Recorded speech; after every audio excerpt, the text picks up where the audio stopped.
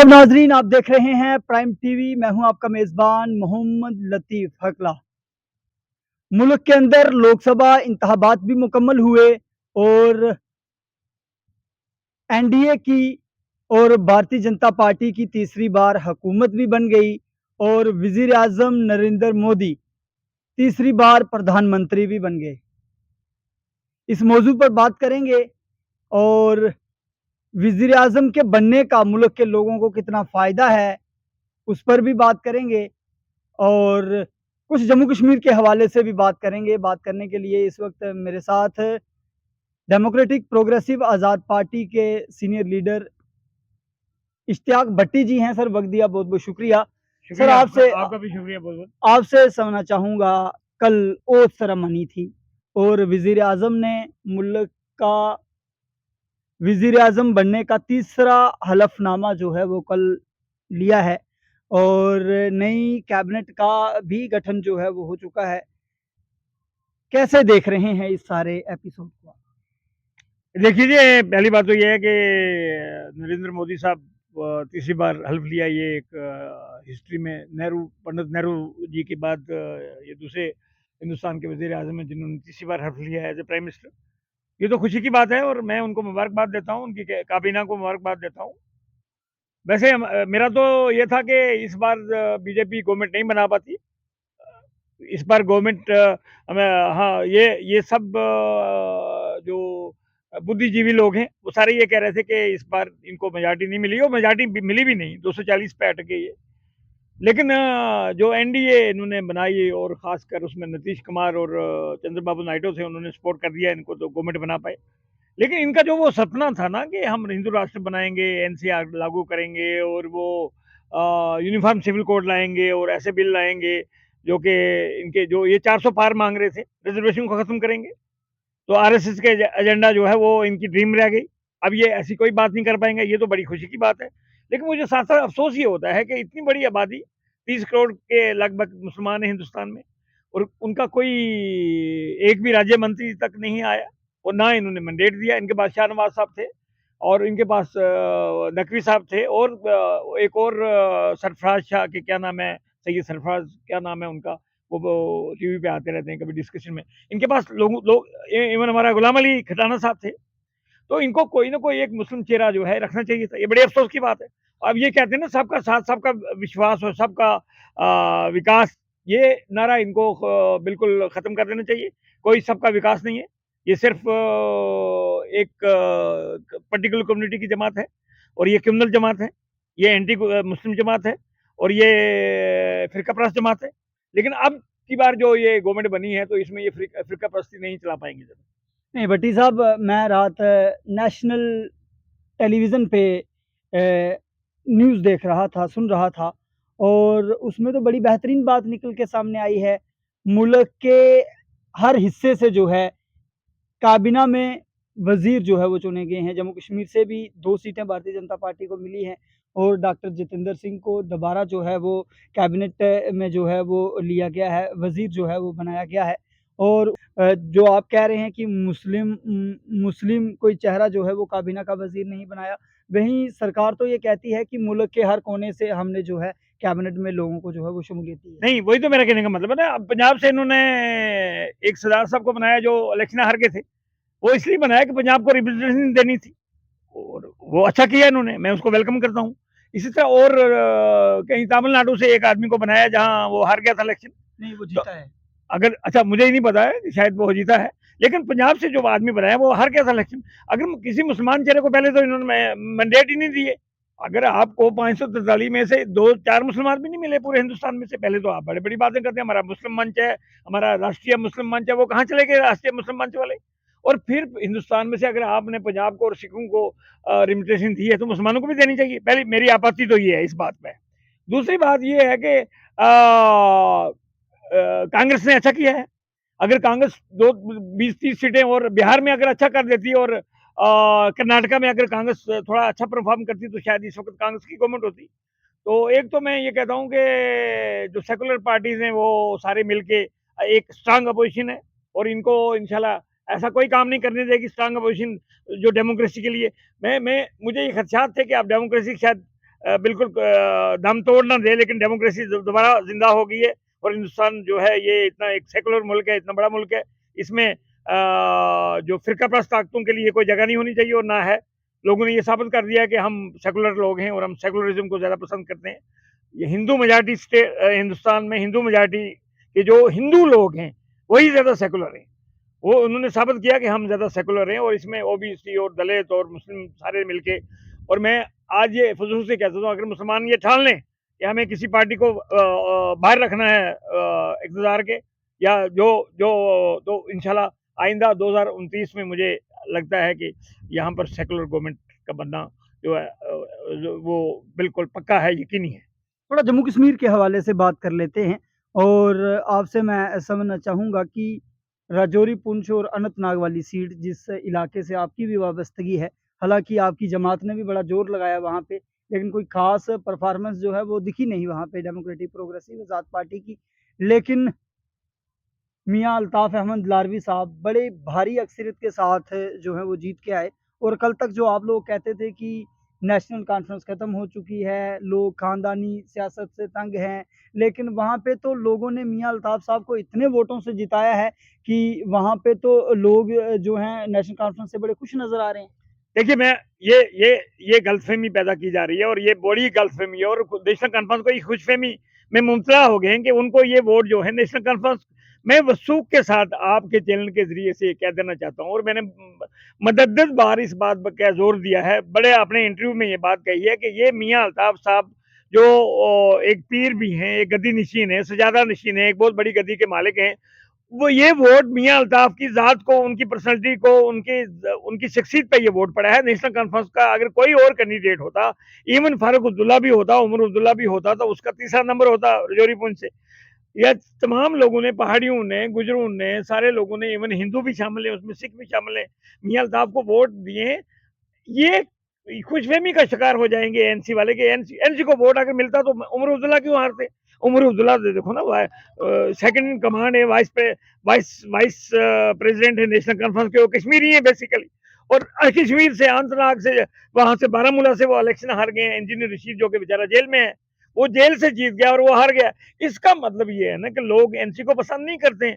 यहाँ तो अल्ताफ साहब को और मेहदी साहब जो शिया लीडर है, जो जिनकी शिया आबादी है अच्छी खासी बडगाम में और श्रीनगर में, वो तो उनके जो उनको उसको वोट पड़ा है, वो भी शख्सियत पे और आप सबसे बड़ी नोट करने वाली बात ये है कि इन्होंने जो एनसी का हेडक्वार्टर है, पता नहीं उसका नाम क्या है, हाँ वो इनकी बिल्डिंग है जहाँ पर श्रीनगर में, जो एनसी के हेडक्वार्टर पे इन्होंने सेलिब्रेशन नहीं किया। इसलिए नहीं किया कि मियाँ अल्ताफ साहब गुजर हैं और गुजर के लिए क्या सेलिब्रेशन करनी है। देखिए ना, इनका तासब देखिए, इनका क्रिमिनलिज्म देखिए आप, नेशनल कॉन्फ्रेंस को इनकी इनकी इनका इनका वो देखिए कि ये एंटी गुजर कितने हैं। एक आदमी जिसने एनसी के नाम टिकट पे इतनी बड़ी तारीखी जीत दी है, उसका ये वहां उसको एक हाथ हार नहीं डाल पाए। इन्होंने मुबारक नहीं दी और नवाज सुबह जो इनका वो हेडक्वार्टर है, वहां पर इन्होंने कोई सेलिब्रेशन, कोई वहां एक छोटी मीटिंग भी तक नहीं की। तो ये अल्ताफ साहब को जो वोट मिला है रजौरी पुंछ से मियाँ साहब को, ये उनकी जात पे मिला है, ना कि एनसी को। और आइंदा जब असेंबली इलेक्शन आएंगे तो आपका दूध का दूध, पानी का पानी हो जाएगा, आपको पता लग जाएगा आप कितने पानी में। और गुजर बकरवाल तो एनसी को पसंद ही नहीं करते हैं। अभी जब फारूक अब्दुल्ला की बात थोड़े बोले हैं गुजर गुजर या इंटर डिस्ट्रिक्ट रिक्रूटमेंट जो इन्होंने बैन की थी, वो थोड़ा बोले हैं। अब अगर मियाँ अल्ताफ साहब की जात नहीं होती तो मुझे लगता है कि 1 लाख से ज्यादा नेशनल कॉन्फ्रेंस का कैंडिडेट क्रॉस नहीं कर पाता। भट्टी साहब, एक चीज़ जो है मैं आपसे और समझना चाहूँगा, आखिरकार ऐसी क्या खामियां हैं नेशनल कॉन्फ्रेंस में और डेमोक्रेटिक प्रोग्रेसिव आज़ाद पार्टी में कि दोनों जमातों के बड़े नेता उमर अब्दुल्ला भी नेशनल कॉन्फ्रेंस के नायब सदर हैं और महबूबा मुफ्ती जो कि पीडीपी की नायब सदर हैं और पीडीपी की सदर हैं, दोनों ही रहनुमाओं को लोगों ने जो है वो रिजेक्ट कर दिया।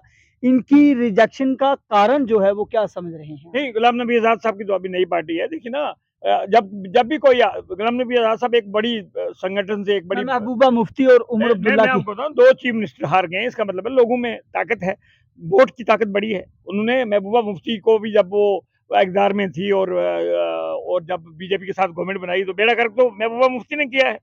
और जब आज़ाद साहब की बारी आई तो उन्होंने वगेला खड़ा कर दिया और वहाँ पर और सपोर्ट ही वापस ले ली और इस स्टेट का धर्म भरम करने में महबूबा मुफ्ती का पूरा हाथ है। महबूबा मुफ्ती इसके लिए जिम्मेदार है जो 370 और 35 से गया है और स्टेट का जो बीजेपी ने धर्म भरम किया है, इसका सत्यानाश किया है, इसको यूटी बनाया है, उसके लिए महबूबा मुफ्ती इक्वली जिम्मेदार है। और जहां तक डॉक्टर फारूक अब्दुल्ला की बात है, इंटर डिस्ट्रिक्ट करके बिल ला के इन्होंने बंद किया है। अगर हमारा कोई सांबे का लड़का कठुआ में फार्म नहीं भर सकता, जम्मू का सांबे में नहीं भर सकता, पुंछ का जम्मू में नहीं भर सकता था, कश्मीर में शोपियानी में भर सकता, तो इंटर डिस्ट्रिक्ट रिक्रूटमेंट बंद करने वाले नेशनल कॉन्फ्रेंस थी। और नेशनल कॉन्फ्रेंस के जो डॉक्टर फारूक अब्दुल्ला वो कभी कभी जो वो गुजरों को बुला के अपनी मीटिंगों में उनको गाली देते हैं, उनको कहते हैं आप बेईमान हो, आप बिक जाते हो आप। तो ये सारी चीजें और एंटी गुजर पॉलिसी रही है इनकी। और अगर मैं 47 में चला जाऊं पीछे, तो शेख अब्दुल्ला और नेहरू ने ये जो एलओसी ये बनाने के जिम्मेदार शेख अब्दुल्ला और नेहरू इसलिए है कि वहां जो हमारे गुजर हैं और राजपूत हैं पीओके में, वो कभी शेख अब्दुल्ला को अपना लीडर नहीं मानते थे। और फारूक अब्दुल्ला को यहाँ, अगर वो इलाका हमारा यहाँ होता तो हम पुंछ के लोग चीफ मिनिस्टर होते, प्राइम मिनिस्टर यहाँ के होते, चीफ मिनिस्टर होते, यहाँ के गवर्नर होते, हम यहाँ के पावरफुल लोग होते। इन्होंने हमारे लोगों को डिवाइड करके हमारे लोगों को उस तरफ रखा जो हमारा संगठन हमारी हमारी मेजॉरिटी को तोड़ दिया। अब जैसे मैं उमर अब्दुल्ला की उस स्टेटमेंट को कंडेम करता हूँ, उन्होंने कहा कि इंजीनियर रशीद का जीतना जो है ये सक्सेस अलादगी पसंद ताकतों की को सपोर्ट मिलेगी। भाई अलादगी पसंद आपके वालदे मोहतरम के तो JKLF के लोगों के साथ फोटो हैं जब वो पीओके में डॉक्टर फारूक अब्दुल्ला गए थे। आपके दादा ने तो माजरा शुमारी यहाँ स्टार्ट की। आपके दादा ने तो भाई सर अगर वो 20 साल जेल में रहे हैं तो किस नाम पे रहे? वो आज़ादी की मूवमेंट चला रहे थे। अब 2-4 हिंदुओं को शामिल करके, 2-4 सिखों को शामिल करके नेशनल कॉन्फ्रेंस में तो नेशनल कॉन्फ्रेंस कोई दूध की धुली नहीं हो सकती है, कोई सेकुलर पार्टी नहीं होती है। और नेशनल कॉन्फ्रेंस एक कश्मीरी प्रेस जमात है, ये एंटी गुजर पार्टी है और ये एंटी जम्मू पार्टी है और एंटी पीर पंजाल पार्टी। बड़ी साहब एक चीज़ मैं और समझना चाहूँगा आपसे, आपकी जमात ने भी इलेक्शन लड़ा जम्मू कश्मीर के अंदर 3 सीटों के ऊपर और गुलाम नबी आज़ाद ने लोकसभा इंतखाबात से पहले जम्मू कश्मीर के अंदर बड़ी सारी रैलियाँ की और उनके बयान जब हम देखते थे टेलीविज़न्स पे या सोशल मीडिया पे, तो वो कहते थे कि जम्मू कश्मीर के लोगों ने हर एक जमात को जो है वो आज़मा लिया है, लेकिन हम जो है जम्मू कश्मीर से भारी अक्सरियत से जीत के आएँगे। लेकिन जब रिज़ल्ट आए तो बड़े चौंका देने वाले थे। उधमपुर वाली सीट से भी कोई ज़्यादा वोट आपको नहीं मिला और कश्मीर की 2 सीटें राजौरी अनंतनाग वाली सीट और श्रीनगर वाली सीट, वहाँ पे भी कोई ख़ास जो वोट है वो आपको नहीं मिला और कुछ जगहों पे तो नोटा से भी कम वोट जो है आपकी जमात को मिला है। क्या देख रहे हैं इसे? और डेमोक्रेटिक प्रोग्रेसिव आज़ाद पार्टी लोकसभा इंतखाबात के बाद जम्मू कश्मीर के अंदर कहाँ फ़ाल कर रही है? देखिए जी, बात ये है हकला साहब, इसमें बिल्कुल मैं साहब को इसे बात करूँगा। आज़ाद साहब एक बड़े लीडर हैं, बड़े आला पाया गए, बड़े हाई स्ट्रक्चर के लीडर हैं, हिंदुस्तान की 50 साल खिदमत की है। लेकिन आज़ाद साहब खुद कहते हैं, देखिए ना 1 साल नहीं हुई पार्टी बनाने में। जब ये इसमें कोई शक नहीं कि उनको बड़ा अच्छा रिस्पॉन्स मिला, उनको रैलीज़ में लोग आए, उनको सुना, उनके जलसे अच्छे कामयाब हुए, उनके रोड शो कामयाब हुए। लेकिन जहाँ तक ये पार्लियामेंट का इलेक्शन था कि इसमें बहुत कम वक़्त मिला हमें। हमारे 3 ही कैंडिडेट खड़े हुए, अनंतनाग से एक वकील साहब थे वो खड़े हुए और एक सरूरी साहब अपने कठुआ उधमपुर से खड़े हुए और एक श्रीनगर से खड़े किए। अभी हमारी ब्लॉक लेवल पे हमारा संगठन नहीं बना, ब्लॉक लेवल कमेटियाँ बननी है अभी मेंबरशिप करनी है, अभी लोगों को जोड़ना है अपने साथ। वो लोग जो आज़ाद साहब एज़ ए कांग्रेस लीडर वो हमारे साथ जो इस पार्टी के साथ जुड़े रहे हैं लोग, वो हर जगह पे हैं, ब्लॉक में हैं, हर तहसील में हैं। तो इंशाल्लाह लोगों ने ये सोचा था कि असेंबली इलेक्शन आएँगे तो हम आज़ाद साहब को सपोर्ट करेंगे और शायद आज़ाद साहब इस जो स्टेट का की बागडोर अपने हाथ में लेंगे। लेकिन पार्लियामेंट के लिए हमारी पार्टी भी तैयार नहीं थी और हमने ये सोच के कि चलिए अगर हमारी पॉलिटिकल पार्टी है तो हमें भी पार्टिसिपेट करना है इलेक्शन में, तो इस पे ज़रूर बैठ के आज़ाद साहब भी सोचेंगे और पार्टी भी सोचेगी कि हमें क्या वजह हुई कि हमें ज़्यादा वोट नहीं मिल पाए। आइंदा इस पे इंशाल्लाह करेंगे और मुझे पूरा यकीन है कि आज़ाद साहब इसका संज्ञान लेंगे और इस पे एक्शन भी लेंगे और आइंदा क्या-क्या कहाँ से क्या करना है, कैसे संगठन को मजबूत करना है, लोगों को कैसे जोड़ना है, ये तो इंशाल्लाह अभी थोड़ा टाइम लेके हम इस पे काम करना शुरू कर दिया है।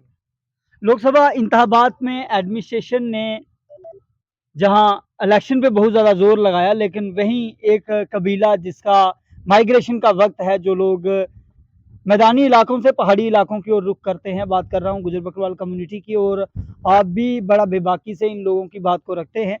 इस बार इन लोगों को परमिशन नहीं मिले और 2 दिन पहले मैं देख रहा था कठुआ के अंदर लोग परेशान हैं, सांबा के अंदर लोग परेशान थे, रियासी के अंदर लोग परेशान हैं और एडमिनिस्ट्रेशन ने कोई पॉजिटिव रोल तो उनके लिए नहीं अदा किया। लेकिन आप जो कौम को रहनुमा बनते हैं, कौम को रिप्रेज़ेंट करते हैं, आप लोगों ने भी उन लोगों की हमायत के लिए कोई अल्फ़ाज़ जो है वो नहीं देखिए निकाले, अखिलेश क्या साहब, बात है? पहला पहला पहला फर्ज तो बनता है डीडीसी मेंबर जो है हमारे हमारे बोर्ड के जो साबका मेंबर्स हैं, हमारे जैसे चौधरी हमीद है, पीडीपी लीडर वाइस प्रेसिडेंट है, उसका फर्ज बनता है। हमारा जो हमारे जो संगठन के लोग हैं, गुजर बकरवाल कॉन्फ्रेंस का भी फर्ज बनता है कि हम बोले उसके लिए। और अभी आपके 2 एमपी हैं, अल्ताफ साहब और गुलाम अली खटाना साहब। अगर गुलाम अली खटाना साहब रूलिंग पार्टी के मेंबर हैं, तो उनका फर्ज बनता है कि अगर परमिशन गवर्नमेंट नहीं दे रही है, तो वो एक फ़ोन डीसी को कर सकते हैं। और मैं इस चीज़ को कंडेम करता हूँ, डिवीज़न कमिश्नर जम्मू से और डिवीज़न कमिश्नर कश्मीर से और खासकर डिवीज़न कमिश्नर जम्मू से मैं इस्तदा करता हूँ कि आप इन लोगों को परेशान कर रहे हैं, गुजर बकरवाल कम्युनिटी के लोगों को। फिर तो ये सारा जो हमारे लिए कर रहे हैं, तो ये तो सारा ड्रामा बन जाता है फिर।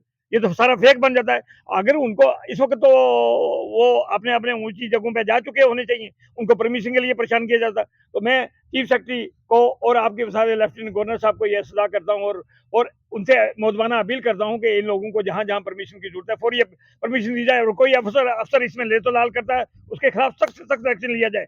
और मैं मियाँ अल्ताफ़ साहब से भी गुज़ारिश करता हूँ कि आप मेंबर पार्लियामेंट बन चुके हैं, जो कि अभी आपने ओथ नहीं ली, लेकिन आप इतने तारीखी मार्जिन से जीते हैं, तो आपकी आवाज़ जो है वो उसमें असर रखती है। आप गवर्नर साहब से कह सकते हैं, डिवीज़न कमिश्नर जम्मू से कह सकते हैं और गुलाम अली खटाना साहब का फ़र्ज़ बनता है, वो डिवीज़न कमिश्नर को फ़ोन उठाएँ और डीसी कठुआ को और डीसी जम्मू को और डीसी उधमपुर को ये फौरी हिदायत दें। बल्कि उनको उनको उनको ये कहें, अगर ये वो नहीं करते तो सीधा होम मिनिस्टर के नोटिस में या प्राइम मिनिस्टर के नोटिस में बात दी जाए कि गुजर बकरवालों को परेशान किया जा रहा है। क्या मैसेज जो है कौम को देना चाहते हैं? मेरा उनसे मैसेज ये है कि मैंने आपने पहले ही इंटरव्यू में भी कहा था कि हम 35 लाएंगे जम्मू कश्मीर में और मियाँ अल्ताफ 4 लाख की लीड से अगर जीते हैं, तो हमने ये साबित कर दिया है कि जम्मू कश्मीर में अच्छी खासी तादाद गुजर बकरवालों की है। और यही सेंटर को हम बार बार बता रहे थे, लेकिन सेंटर इस बात को इग्नोर कर रहा था। और मुझे तो बहुत खुशी है कि जब पहाड़ियों ने यू टर्न लेके और बीजेपी को अंगूठा बीजेपी को थम दिखा दिया कि हम कोई बीजेपी को वोट नहीं देने वाले हैं। बीजेपी ने पहाड़ियों ने महबूबा मुफ्ती को वोट दिया, बैट को वोट दिया और मियाँ अल्ताफ को खुल के वोट दिए पहाड़ियों ने और बीजेपी को रिजेक्ट कर दिया। और आइंदा पीर पंजाल में बीजेपी बिल्कुल रिजेक्टेड है और बीजेपी को कोई पूछने वाला नहीं। चलिए जी, बहुत-बहुत शुक्रिया। नाज़रीन, ये थे हमारे साथ इश्तियाक भट्टी जी, जिन्होंने बहुत बड़ी बात जो है वो कह दी है कि इस बार आने वाले इलेक्शन में पीर पंजाल रीजन के अंदर हम भारतीय जनता पार्टी को खत्म कर देंगे और पीर पंजाल में नहीं, खदेड़ देंगे। खदेड़ देंगे और पीर पंजाल में भारतीय जनता पार्टी को कोई पूछने वाला जो है नहीं होगा। वो नहीं होगा। और बहरहाल ये सारी चीज़ें कहने की हैं, वक्त बताएगा। लेकिन जिस तरह के रुझानात लोकसभा इंतखाबात में आए हैं, वो बहुत सारी चीज़ों को जो है वो क्लियर कर रहे हैं। एक वक्त था जब कभी गाना चला करता था, गड्डी जावे पुंछ रजौरी, मैं धक्का चोरी चोरी। लेकिन हुण जेह्ड़ा है ना, उस गाना के अंदर तब्दीली आ गई है। गड्डी पीरा वे लार दिया गड्डी आई है रजौरी ते। और उस गड्डी में सीट ही खाली नहीं थी, इतनी सवारी बैठी हुई थी ना। हमने भी देखी पिछले दिहाड़े, क्योंकि उर्स तो बाबा जी मियाँ निज़ामुद्दीन लारवी साहब, मियाँ निज़ामुद्दीन लारवी रहमतुल्लाह अलैह मियाँ साहब दा। निज़ामुद्दीन 91। तो उनको जड़ो है उर्स शरीफ थो और बड़ी भारी तादाद में लोग जड़ा है उस उर्स शरीफ में गया। और यो पतो लग गयो कि वह गड्डी जड़ी है जम्मू ते चली थी, लेकिन वह रजौरी पुंछ नहीं गई। वह रजौरी पुंछ ते उत्ता वह मुगल रोड ते टल गया ते वह गड्डी जड़ी है लार शरीफ चली गई। और हुण लार शरीफ ते जड़ी है वह गड्डी जड़ी है जम्मू कश्मीर गा गुजर बकरवाल लोकां गी दिल्ली जाएगी। और दिल्ली में जड़ी है गुजर बकरवालों की आवाज़ जड़ी है वह पार्लियामेंट हाउस के अंदर जड़ी है वह गूंजेगी। बहरहाल कुछ सियासी सवालात था भी हमने इनते समझने की कोशिश की। क्या तमनो इश्तियाक भट्टी साहब होरां की गल सही लगी जां इन्होंने जड़ी गल की थारी उनके ऊपर केयर आए है, वह भी तम जड़ी है कमेंट बॉक्स में ज़रूर रख सकें। इसी के साथ मुझे और मेरी टीम को दें इजाज़त। आप देखते रहें प्राइम टीवी। बहुत-बहुत शुक्रिया।